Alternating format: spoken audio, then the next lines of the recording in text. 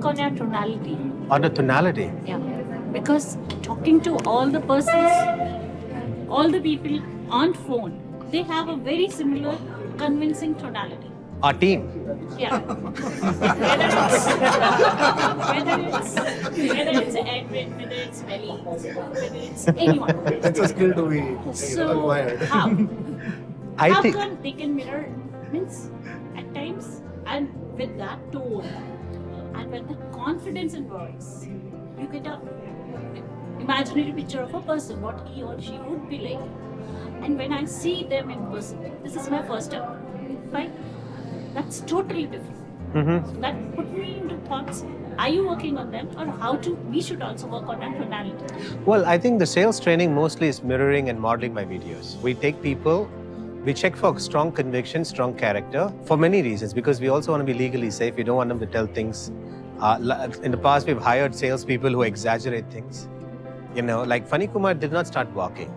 He was able to regain hand movements. He was able to start regaining strength in his toes and up to the cup. My sister has a girl from GBS right now, after 1 year. Very nice.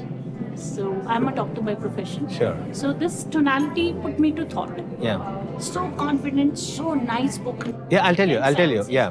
So Funny Kumar regained not the full movement, but he was functional enough to take a regular aeroplane instead of a air ambulance. Now that's the story. Now some people on phone, I've heard them say, you know, this happened and he started walking. And so for us, that's wrong, and also it's a legal liability. So what we do is we make sure we hire strong people with strong character, because I think when people have good character, the conviction comes automatically. But not everyone who has a conviction are naturally believable. So there's conviction and then believability. The conviction we don't train, we hire people already with that. If they had a certain level of character, they come with conviction. Then the believability we train. We just get them to model my videos. Repetitive. Yeah, so when they model the videos, they become more believable. Mirroring, The confidence in your voice. Yeah. And first the believability comes, and then the pleasantness comes. So they come with conviction, then they develop believability. So some, in the early stages, they're not that pleasant, not that sweet, but they're still believable. They're crude but believable. And when all of this comes in place, the sweetness is the icing on the cake. That comes last. And again, that is from your videos itself. That's Yeah. sweetness, that's pleasantness, or that is innate. No, they all develop it. Even if they come innate, it heightens. It heightens, yeah.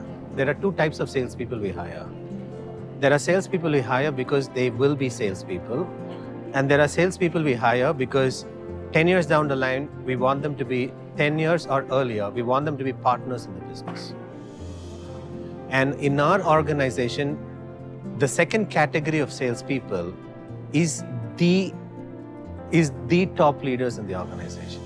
So it's a privilege for someone to get into selling. So everybody who's doing marketing, who's doing everything, at some point they keep asking, are we ready for sales? So there are two types of salespeople. The salespeople who can sell a product, and then there are salespeople who are doing sales as a part of their partner training. Salespeople who sell a product, that's okay, anybody can get in. But then the people who are doing sales as part of their partner training, that is very coveted in the organization. And we don't get them there till they can understand a person's life and what's limiting them intuitively. So there's a whole lot of things that goes beyond that, persuasion. It's not just, it's not like you develop a sense of how to sell apple and mangoes and anything. You could do that too, yeah. But instead you're developing the skills and capabilities of how do you be relevant to someone. And there's all kinds of people who come, they talk to CEOs, they talk to doctors, they talk to achievers, they talk to homemakers. And the people who are on the partner track, they're also able to relate to all of them, yeah. And sometimes they don't, but that's part of the training. If they can already relate, then they wouldn't need training. But mostly they're able to relate to all types of people. And that's not coming from techniques, that's coming from deep understanding of Human nature. So they go through EIT education. That's what. They all go through EIT education.